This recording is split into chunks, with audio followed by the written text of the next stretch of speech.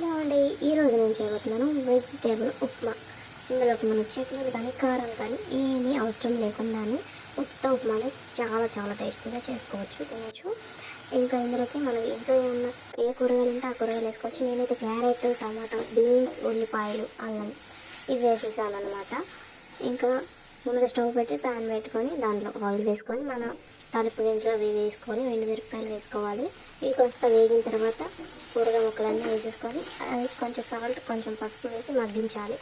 అవి మగ్గాయలేదో చూసుకొని నెక్స్ట్ అందులో కొంచెం వాటర్ యాడ్ చేసుకోవాలన్నమాట. వాటర్ మనకి ఎలా కావాలంటే, మనకి ఉప్మా కొంచెం జారుగా కావాలా లేకపోతే గట్టిగా కావాలా, దాన్ని బట్టి మనం వాటర్ యాడ్ చేసుకోవాలి. ఇంకా తర్వాత ఆ నీళ్ళన్నీ బాగా మరిగినప్పుడు దాంట్లో కొంచెం ఉప్మా రవ్వ వేసుకోవాలి. దాన్ని ఒక 10 మినిట్స్ ఆగితే ఉప్మా రెడీ అయిపోతుంది. చివర కొత్తిమీరతో గార్నిష్ చేసుకుంటే టేస్టీ టేస్టీ ఉప్మా రెడీ అయిపోతుంది. అంతే.